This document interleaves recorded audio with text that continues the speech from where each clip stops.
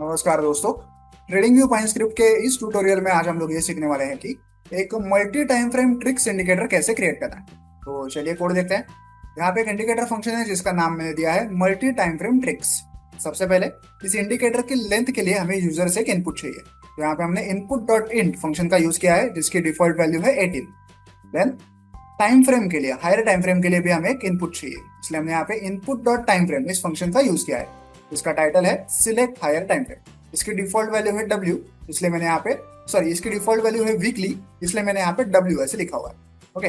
Then अब tricks indicator find out करने के लिए हमें तीन एक्सपोनेंशियल मूविंग एवरेजेस को कैलकुलेट करना है। ओके, इसलिए इसका नाम है ट्रिक्स। नाम में ही ट्राई है, ट्राई का मतलब तीन।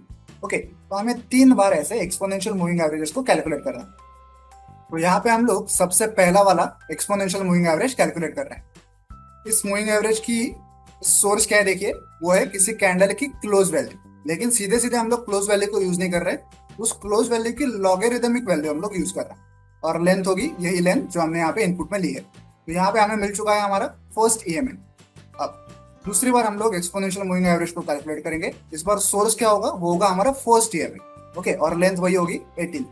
तो यहाँ पे सेकेंड ईएमएफ मिल गया। इसी तरह से तीसरी बार ईएमएफ फंक्शन को यूज करेंगे। इस बार हमारा सोर्स होगा ये सेकेंड ईएमएफ। ओके, और लेंथ वही होगी 18। तो यहाँ पे हमें हमारा तीसरा ईएमएफ भी मिल चुका है। अब हम लोग क्या करेंगे, टी ए डॉट चेंज इस फंक्शन को यूज करेंगे और इसमें ये थर्ड ईएमएफ वाली वैल्यू पास करेंगे। इससे क्या होगा, किसी कैंडल पे थर्ड ईएमएफ की जो मौजूदा वैल्यू है उस वैल्यू को प्रीवियस कैंडल पे थर्ड ईएमएफ की जो वैल्यू थी उससे कंपेयर किया जाएगा। ओके, मतलब अगल बगल वाली दो कैंडल्स पे थर्ड ईएमएफ की जो वैल्यूज होंगी उन्हें कंपेयर किया जाएगा आपस में, और उसे 10,000 से 10,000 से मल्टीप्लाई किया जाएगा। ऐसा करने पे हमें हमारा ट्रिक्स इंडिकेटर का वैल्यू मिल जाएगा। ओके, अब ये वैल्यू मिला है करंट चार्ट का, हमें चाहिए हायर टाइम फ्रेम का। तो क्या करेंगे, रिक्वेस्ट डॉट सिक्योरिटी फंक्शन का यूज करेंगे। यहाँ पे सबसे पहला आर्गुमेंट होगा सिम इन्फो डॉट टिकर आईडी, मतलब जिस भी चार्ट पे हमने इस इंडिकेटर को ऐड किया है उसका नाम अपने आप यहाँ पे आ जाएगा। देन सेकेंड आर्गुमेंट होगा हमारी हायर टाइम फ्रेम, मतलब वीकली। थर्ड आर्गुमेंट होगा ये ट्रिक्स इंडिकेटर। मैंने यहाँ पे ब्रैकेट 1 नहीं लिखा, मैं भूल गया, सॉरी। आपको यहाँ पे ब्रैकेट और 1 ऐसा भी लिखना है। ओके, ट्रिक्स शब्द के आगे आपको ब्रैकेट 1 ऐसा लिखना है। ऐसा क्यों? क्योंकि हम लोग वीकली चार्ट का मतलब हायर टाइम फ्रेम का डेटा एक्सेस करने वाला है। वीकली चार्ट की जो करंट कैंडल होगी उसका डेटा हम लोग एक्सेस नहीं करेंगे। जो पिछली कैंडल होगी जो अब क्लोज हो चुकी है और जिसका डेटा एक्सेस करना अब सेफ है, ऐसी कैंडल का डेटा हम लोग एक्सेस करेंगे। इसलिए मैंने यहाँ पे ब्रैकेट 1 ऐसे लिखा हुआ है। ऐसा करने से क्या होगा, हमें इंडिकेटर रीप्रिंटिंग इशू का सामना करना नहीं पड़ेगा। और आगे दो टेक्निकल इनपुट्स है, इनको आपको समझने की जरूरत नहीं है, बस आपको इन्हें लिखना है। ओके, तो ऐसे हमें मिल चुका है हायर टाइम फ्रेम का ट्रिक्स इंडिकेटर। तो अब सिंपली हमें प्लॉट फंक्शन का यूज करके इसे चार्ट पे प्लॉट करना है। इसे हम लोग ग्रीन कलर देंगे और ये टाइटल देंगे। अब ये जो ट्रिक्स इंडिकेटर होता है ये पॉजिटिव भी हो सकता है वैल्यू में और निगेटिव भी हो सकता है। तो हम लोग क्या करेंगे, चार्ट पे एक जीरो लाइन भी प्लॉट करेंगे एच लाइन फंक्शन का, मतलब हॉरिजॉन्टल लाइन फंक्शन का यूज करें। ठीक है, इतना सिंपल सा कोड है। चलिए इस इंडिकेटर को चार्ट पे ऐड करके इसे चेक कर दें।